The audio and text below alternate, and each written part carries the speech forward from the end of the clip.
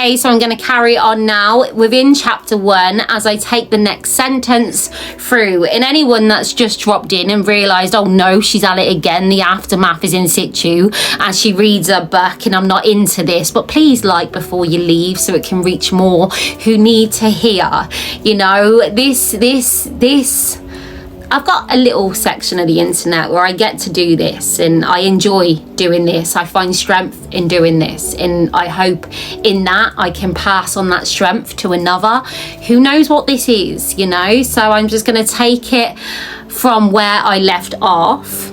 She always made me feel so sad. However, in my journey, and more recently, I finally discovered she was always the key to finding the peace in me. And I could say no to that request to play one more game, as I had found the tools to validate us.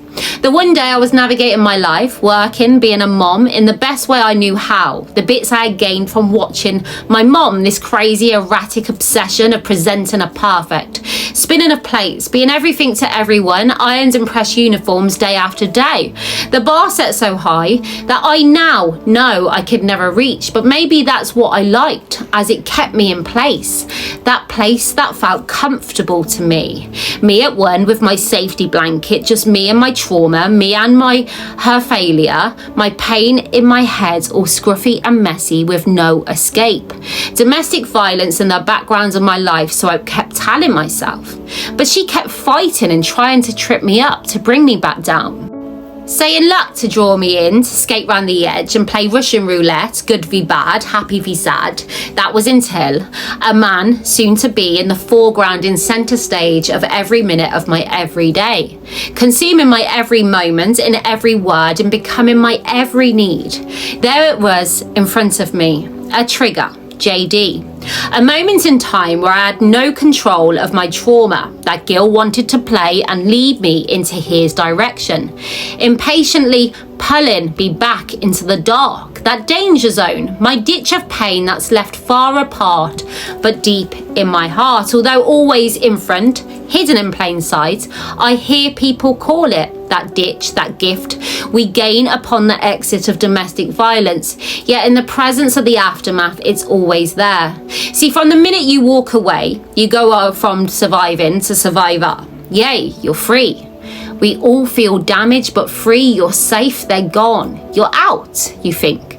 But in the blink of an eye, you're back in the dark, the clouds, that void in your heart, left undiagnosed and misunderstood, silently broken and unknown. We became the survivors of our howling stories, yet now the victims of the aftermath, and feel so alone. Left again, ashamed, stuffed to the brim with a wealth of pain for no gain. Confusion to why the hell I felt the same.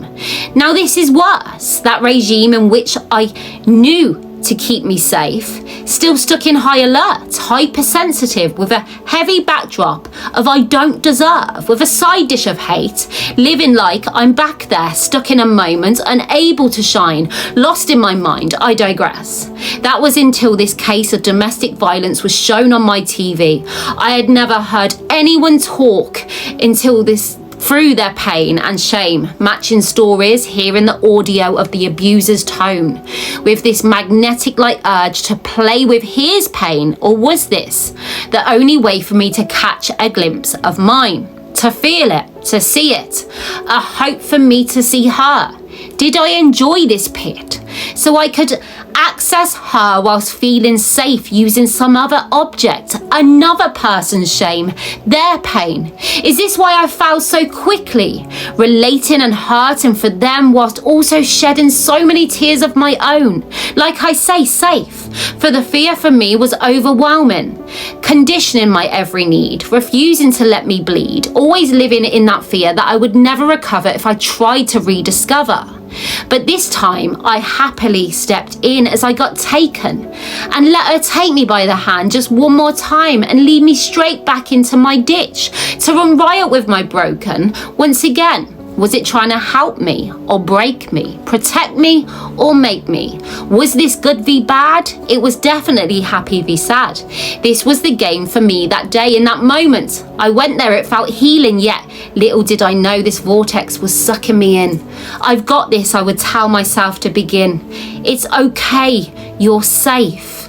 It's not yours, it's his. I felt in control for a second or two, just skating around the edge of my demons, looking her in the face. But before I knew it, I was consumed, feeling a connection to this story, the abuse and pain. In that moment, my heart breaking like I'm back in my bedroom, wrapped in my sibling's arm once again, back in that house, good against evil, sad against sad, trying to find a balance in all that I am. Oh no, it's got me. I'm stuck. I'm here again, asking for a week's annual leave to make sure I was home to watch every minute of that abuser be questioned in that stand. I'd already watched the victim say his bit. I didn't need to see or hear anymore. As the one super skill I was not held back from in life. And there it is, that trauma and pain. It never fails me in a moment of talking in the slightest praise of myself. What do you know? Who are you sat there thinking you can write a book? Thing is, where this would have silenced me before, through blame and shame and that fear, I now acknowledge it's very real. Here, every time she cries in front of my eyes, yes, my super skill of reading a room, an action, a behaviour, detecting a good smile from a bad, reading intentions, a movement of an eye, these ingrained red flags, which have quickly become my navigation of life, integrated into my soul, yet they smothered my voice and all I could ever behold. So she had made me believe, that young little girl, in the backdrop of my life, helped by my abuser's own tone, which she had just took over in the way he would belittle. She had seen and felt so much pain over 11 years of her life, heavily condensed, to which it had remained within all this time. For this was always there in the backdrop of my life. For we are in 2023, so social media is a thing. If only I was back then. If only I had this connection to a community of people when I had previously fallen in, scared of the dark, scared of the light, and too tired to fight. Just from seeing a confrontation in front of my eyes.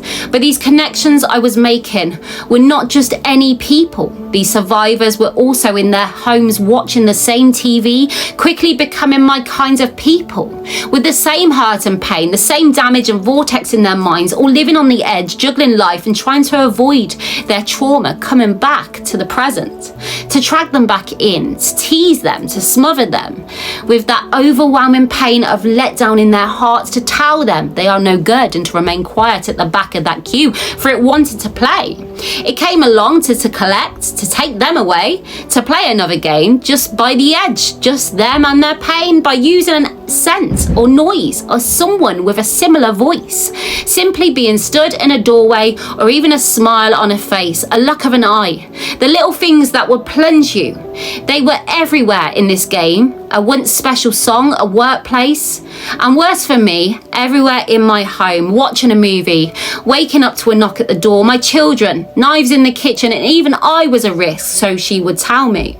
I quickly looked around these survivors and it quickly dawned on me, they had all become me. Obsessive in their ways upon seeing sad news, a sad face, a confrontation or hesitation. We were again victims skating around the edge, feeling in control, desperate to feed through someone else's words for validation, to catch a glimpse of our shared knowing. We would allow ourselves this, for the aftermath never allowed us much.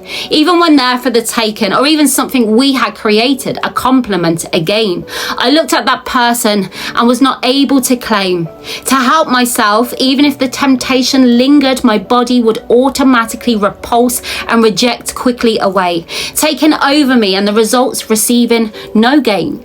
So there you go, there's your second instalment. And look, I know this is not everyone's cup of tea, but I also know for the people that do drink this tea, that people that live this life of uncertainty, it helps them. I've seen the proof, the evidence in the comments and the people that have reached out to me. So this propels me to continue, you know? How else am I going to use this voice and rhyme in a story of my life? It makes sense that I put it out there to help all I can. So thank you for supporting me in this journey as I do what I can